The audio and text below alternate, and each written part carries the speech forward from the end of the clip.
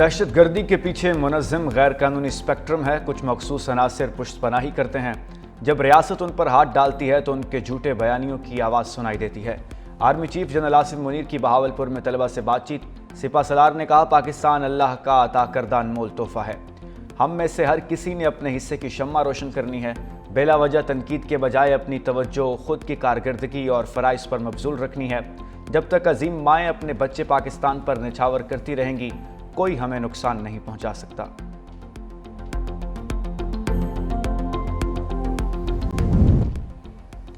I am F کا جائزہ mission مذاکرات کے لیے کل اسلام آباد پہنچے گا۔ ذرائع وزارت خزانہ کے مطابق اقتصادی جائزہ مذاکرات 15 مارچ تک جاری رہیں گے۔ پہلے مرحلے میں تکنیکی اور دوسرے مرحلے میں پالیسی سطح کے مذاکرات ہوں گے۔ آئی ایم ایف وفد آئندہ مالی سال کے بجٹ کے لیے تجاویز بھی دے گا۔ ایف بی آئی، اوگرا، نیپرا سمیت دیگر اداروں اور وزارتوں کے ساتھ بھی مذاکرات ہوں گے۔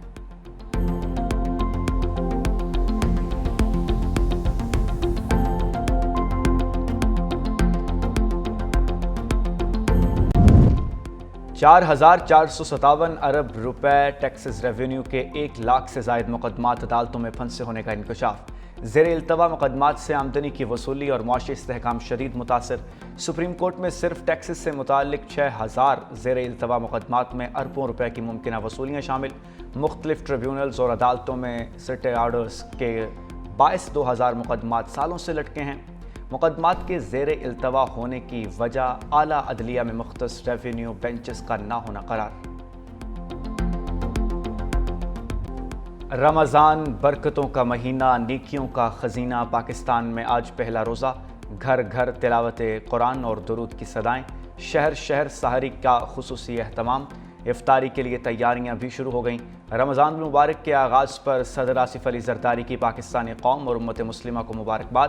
اپنے پیغام میں کہا، رمضان المبارک رحمت، مغفرت اور جہنم سے نجات کا مہینہ ہے۔ رمضان اپنی زندگیوں کو از سر نو شروع کرنے کا بہترین موقع فراہم کرتا ہے۔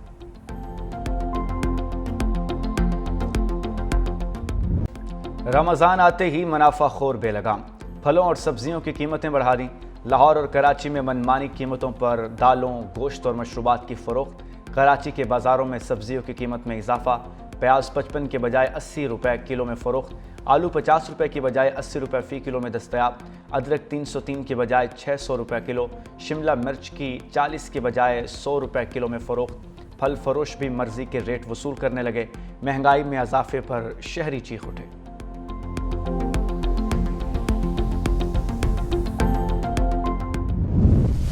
بارشیں برسانے والا نیا سسٹم آج ملک میں داخل ہوگا۔ محکمہ موسمیات نے رمضان میں موسم خوشگوار رہنے کی نوید سنا دی۔ مختلف شہروں میں گرج چمک کے ساتھ بارش کی پیشگوئی۔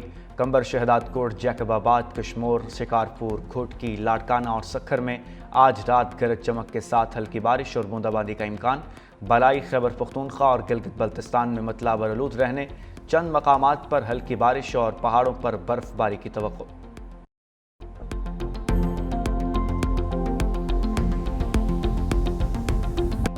سویڈن اور ناروے میں 20.5 گھنٹے کا روزہ۔ الجیریا میں روزہ دار 16 گھنٹے 44 منٹ کے بعد افطاری کریں گے۔ متحدہ عرب امارات اور سعودی عرب میں روزہ صرف 13 گھنٹے طویل ہوگا۔ پاکستان، بھارت، بنگلہ دیش، برازیل، زمبابوے سمیت کئی ممالک میں روزے داروں کو 12 سے 13 گھنٹے صبر کا دامن تھامے رکھنا ہوگا۔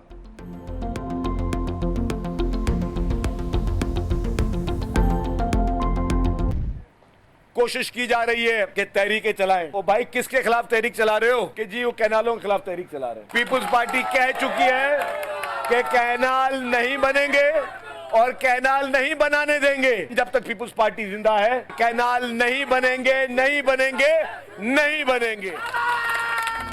دریائے سندھ پر نہریں نہیں بنیں گی تو نہیں بنیں گی۔ سینئر وزیر سندھ شرجیل میمن کا دو ٹوک موقف۔ کہا، سندھ میں کینالز کے خلاف تحریک چلانے کی کوشش کی جا رہی ہے۔ جب تک پیپلز پارٹی کی حکومت ہے، بلاول بھٹو نے کہا ہے کینالز نہیں بنیں گی۔ تاریخ گواہ ہے، کالا باغ ڈیم کا خاتمہ پیپلز پارٹی نے کیا۔ مزید کہا، ہم فارم 47 والے نہیں، فارم 45 والے ہیں۔ پیپلز پارٹی کو عوام کے دلوں سے کوئی ڈکٹیٹر نکال سکا، نہ کوئی برساتی سیاستدان۔ بلاول بھٹو وہ کام کر رہے ہیں جو تاریخ میں نہیں ہوئے۔ وہ وزیر اعظم بننے کے حقدار ہیں۔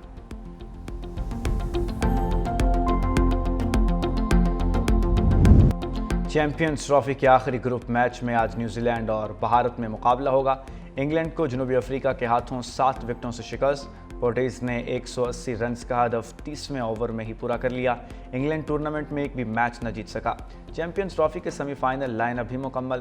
افغانستان کی ٹیم دوڑ سے باہر۔ بھارت، نیوزی لینڈ، جنوبی افریقہ اور آسٹریلیا نے جگہ بنا لی۔ چیمپئنز ٹرافی میں بدترین پرفارمنس پر ہیڈ کوچ کا عہدہ خطرے میں پڑ گیا۔ تبدیلی کا امکان، ثقلین مشتاق ہیڈ کوچ کے لیے فیورٹ امیدوار۔ ذرائع کے مطابق chairman P C B Mohsin Naqvi سے ثقلین مشتاق کی ملاقات۔ پاکستانی ٹیم کی کوچنگ کی پیشکش قبول کر لی۔ ثقلین مشتاق کو نیوزی لینڈ سیریز کے لیے ذمہ داریاں ملنے کی توقع۔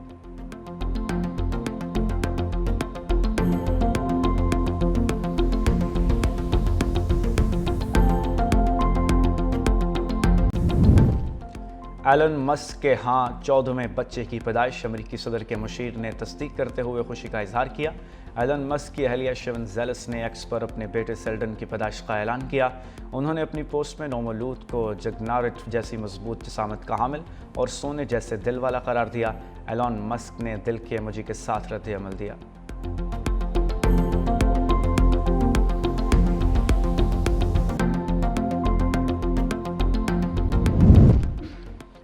جاپان میں شرح پیدائش 125 سال کی کم ترین سطح پر پہنچ گئی۔ جاپانی حکومت کی جانب سے تمام تر اقدامات بے سود ثابت۔ مسلسل 9 سال شرح پیدائش میں کمی ریکارڈ۔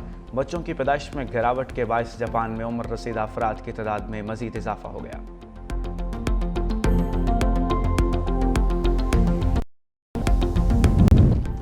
متحدہ عرب امارات نے گولڈن ویزوں کی بارش کر دی۔ تعلیم کے شعبے میں 16,456 افراد کو گولڈن ویزے جاری کر دیے۔ ہائی اسکول امتحانات میں 95% سے زائد نمبر لینے والے 10,710 طلبہ شامل۔ حکومت 1,246 نمایاں یونیورسٹی گریجویٹس اور 337 تعلیمی ماہرین کو بھی گولڈن ویزے جاری کر دیے۔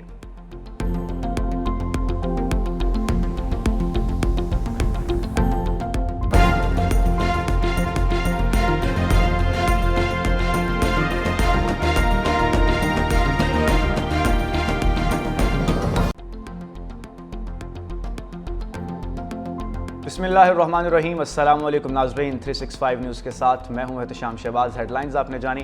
بلٹن میں سب سے پہلے بات کرتے ہیں۔ Army chief general Syed Asim Munir کا کہنا ہے ملک میں دہشت گردی کے پیچھے ایک منظم غیر قانونی اسپیکٹرم ہے۔ کچھ مخصوص عناصر دہشت گردی کی پشت پناہی کر رہے ہیں۔ جب ریاست ان پر ہاتھ ڈالتی ہے تو آپ کو جھوٹے بیانیوں کی آواز سنائی دیتی ہے۔ بہاولپور میں یونیورسٹیز کے طلبہ سے خطاب میں آرمی چیف نے کہا ہمیں کبھی بھی اپنا عقیدہ، اسلاف اور معاشرتی اقدار کو نہیں بھولنا چاہیے۔ بلا وجہ تنقید کی بجائے اپنی توجہ خود کی کارکردگی اور فرائض پر مبذول رکھیں۔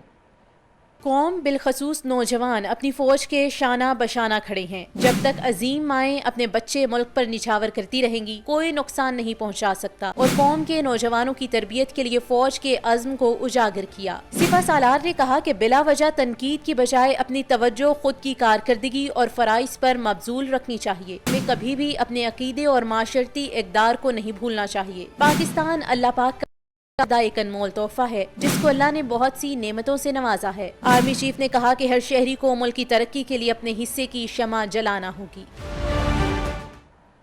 ناظرین، IMF کا جائزہ مشن مذاکرات کے لیے کل اسلام آباد پہنچے گا۔ نیتھن پورٹن کی قیادت میں 9 رکنی وفد 2 ہفتے پاکستان میں قیام کرے گا۔